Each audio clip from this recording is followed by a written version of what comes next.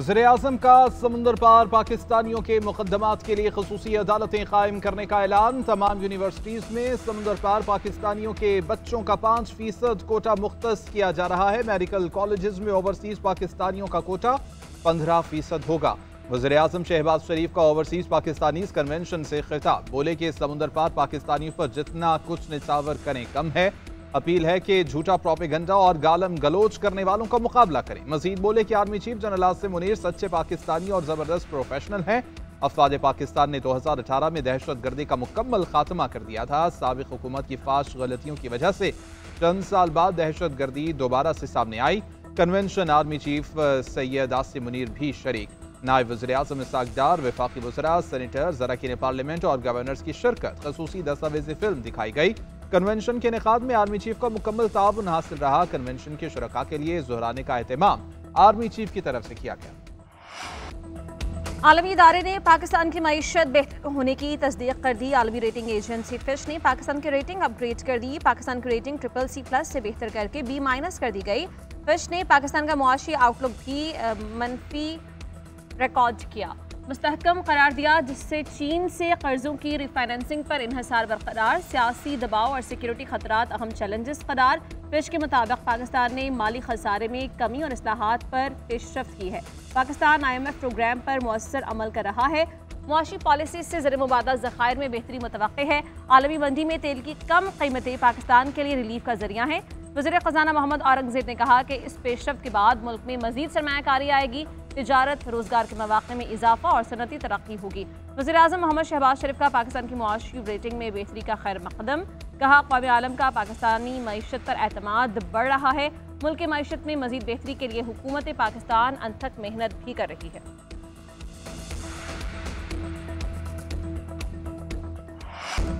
बानी PTI ने किसी को मुज़ाकरात करने का इख्तियार नहीं दिया। बानी PTI ने कहा, मैं हर किस्म की डील को रद्द करता हूँ। बैरिस्टर गौहर की मुलाकात के बाद अडियाला जेल के बाहर मीडिया से गुफ्तगू, बोले कि जब तक अल-यमीन गंडापुर की बानी से मुलाकात नहीं होगी, मिनरल्स बिल पर पेशरफ्त नहीं होगी। बानी ने पार्टी ओहदेदारान को एक दूसरे के खिलाफ बयानबाजी से सख्ती से मना किया। बानी ने कहा कि आएँ और जमहूरियत के लिए अपोजिशन को इकट्ठा होना पड़ेगा। बानी PTI से आज भी खानदान के किसी भी फर्द को मिलने नहीं दिया गया। हम तौहीन अदालत की दरख्वास्त दायर करेंगे। मजीद बोले कि बानी PTI ने मुल्क में होने वाली दहशत गर्दी पर अफसोस का इजहार किया।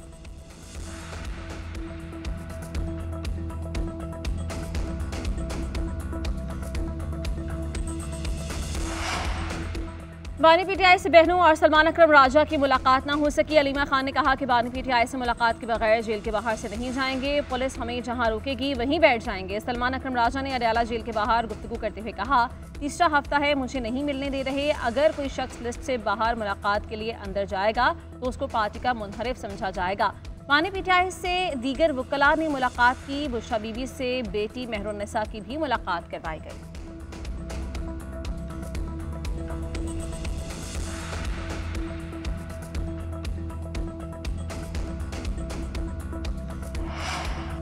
अमरीकी वफ्द से मुलाकात के लिए चेयरमैन PTI और चीफ विप को बुलाया गया था। शिबली फराज कौमी असम्बली के रुकन ही नहीं तो उन्हें कैसे मदऊ करता। आतिफ खान और डॉक्टर अमजद को मैंने नहीं बुलाया।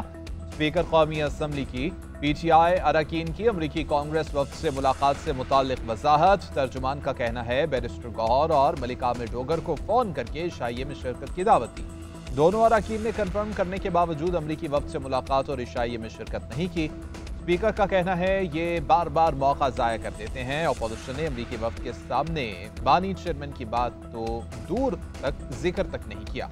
अमरीकी वफ्द ने भी वाज़ेह किया कि उनका पाकिस्तान की दाखिली सियासत से कोई ताल्लुक नहीं।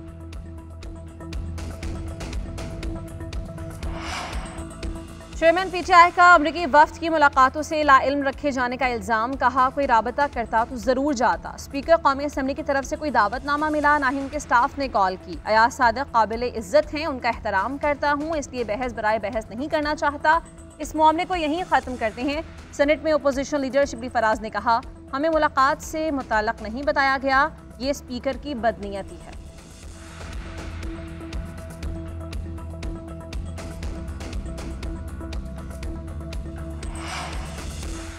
मादनियात के कवानीन को विफाक से हम आहंग किया जाएगा। मिनरल इन्वेस्टमेंट फैसिलिटेशन अथॉरिटी कायम होगी। माइंस एंड मिनरल बिल पर खैबर पख्तूनख्वा हुकूमत का वाइट पेपर जारी। वाइट पेपर के मतन में बताया गया है कि बैन अल-अक़वामी और मुल्की सतह पर बड़े पैमाने पर सरमायाकारी को फरोग दिया जाएगा।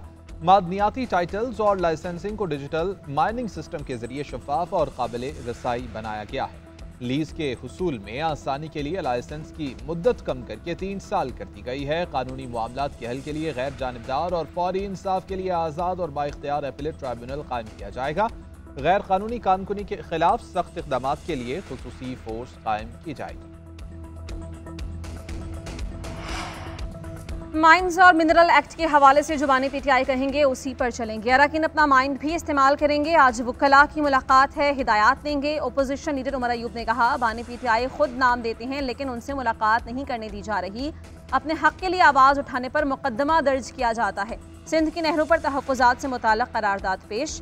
12 मार्च को पेश करदा करारदाद को गायब कर दिया गया। पीपल्स पार्टी भी मगरमच्छ के आंसू बहा रही है। नहरों के काम को तेज करने के लिए शहबाज शरीफ और पीपल्स पार्टी बराबर के शरीक हैं।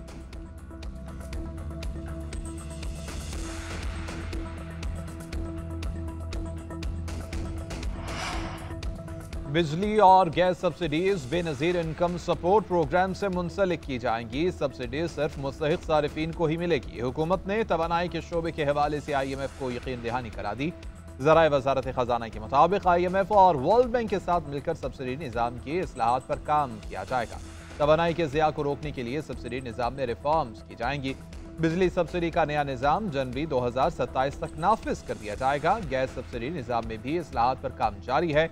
फैसला जून 2026 तक होगा। तवानाई की बचत के लिए नए मयार मुतारिफ कराए जाएंगे। पंखे, एयर कंडीशनर और फ्रिज में तवानाई की बचत के मयार को लागू करने का भी मंसूबा है। तवानाई के तहफ़्फ़ुज़ के लिए पॉलिसियां जल्द नाफिज की जाएंगी।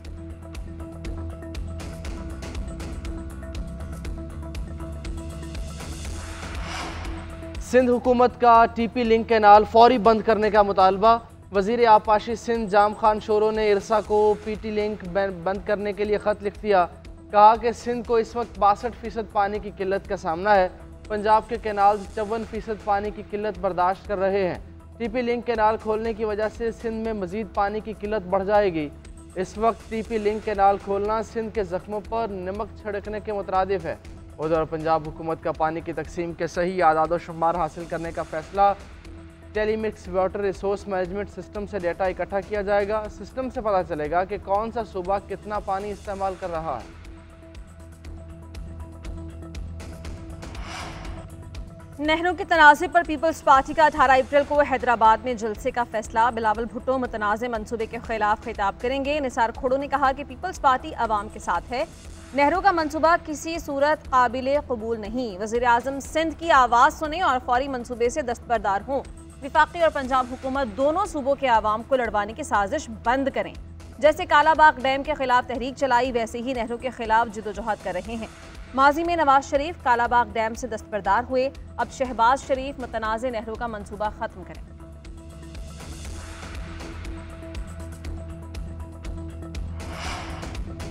FIR के बगैर न गिरफ्तारी हो सकती है, ना ही मजिस्ट्रेट के ऑर्डर के बगैर किसी को हिरासत में रखा जा सकता है। इस केस के मुस्तकबिल के लिए बहुत गहरे असरात होंगे।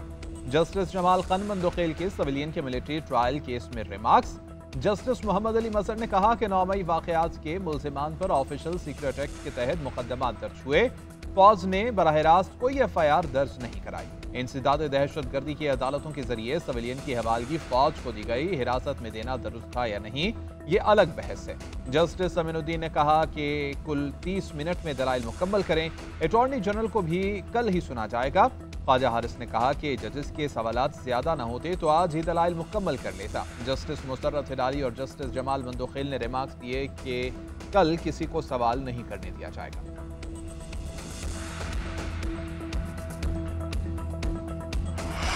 PTI का ट्रायल 4 माह में करने का हुक्मनामा चैलेंज करने का फैसला।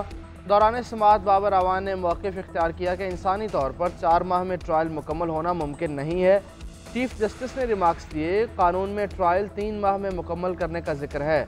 हम अपने तहरीरी हुक्मनामे में ट्रायल मुकम्मल करने के लिए डेडलाइन वाली तारीख भी लिख देंगे। आप चैलेंज कर लीजिएगा। हम अपील खारिज कर रहे हैं। 9 मई के तमाम केसेस पर ट्रायल 4 माह में मुकम्मल करने का एक ही मरतबा ऑर्डर जारी करेंगे। असद कैसर की ज़मानत मनसूखी की अपील वापस लेने की बुनियाद पर खारिज। सेनेटर एजाज चौधरी की दरख्वास्त ज़मानत पर पंजाब हुकूमत को नोटिस जारी, समात जुमेरात तक मुलतवी। इम्तियाज़ शेख और हाफिज़ फ़रद की अबूरी ज़मानत जुमेरात तक मंजूर, पुलिस को गिरफ्तारी से रोक दिया।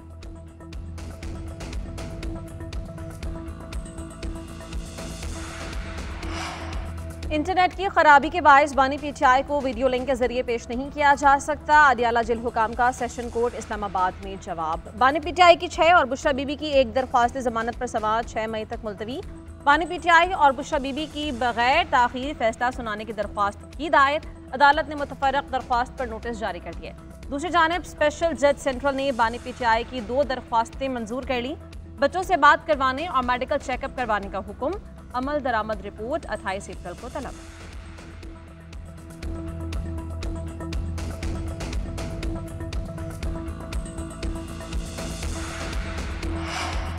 बानी पीटीआई की रिहाई में हुकूमत ना ही कोई इदारा रुकावट है। जब भी आसानी पैदा होने की तवक्को होती है, इनका बाहर का सोशल मीडिया ब्रिगेड बरस पड़ता है। कभी बानी पीटीआई खुद ही ट्वीट कर देते हैं इनके लिए आसानियां पैदा हो सकती हैं, मगर वो अपनी रिहाई में खुद रुकावट हैं। वो ऐसी रुकावटें पैदा करने में खुद कफील हैं। मुस्लिम लीग नून के सेनेटर इरफान सिद्दीकी का कहना है कि पीटीआई का कोई एजेंडा नहीं, ये हर लम्हा बात बदल देते हैं। इनमें कोई यकसानियत वाली बात ही नहीं। इनका हर फर्द पार्टी बना हुआ है। सोशल मीडिया पर जो चल रहा है वो पहले कभी नहीं देखा।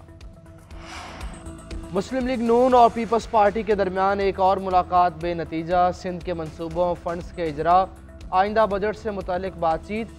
पीपल्स पार्टी ज़राए के मुताबिक हुकूमत ने सिंध के निकात और तहफ़्फ़ुज़ात का कोई मुनासिब जवाब नहीं दिया। हुकूमती अरकान की कोई तैयारी नहीं थी। पीपल्स पार्टी हुकूमत को ही तजावीज़ सुनाना चाहती थी। हुकूमती वक्त ने कहा पीपल्स पार्टी अपनी तजावीज़ बताए। इस मामले पर अब आइंदा मुज़ाकरात मई में होंगे। जस्टिस अली बाकी नशवी की बतौर सुप्रीम कोर्ट तैनाती का नोटिफिकेशन जारी। सदर मुमलिकत आसिफ जरदारी की मंजूरी के बाद वज़ारत कानून ने नोटिफिकेशन जारी किया। जस्टिस अली बाकी नजवी को सुप्रीम कोर्ट का जज तैनात करने की मंजूरी दी गई थी। जस्टिस अली बाकी नजवी लाहौर हाई कोर्ट के जज की हैसियत से खिदमत अंजाम दे रही थी।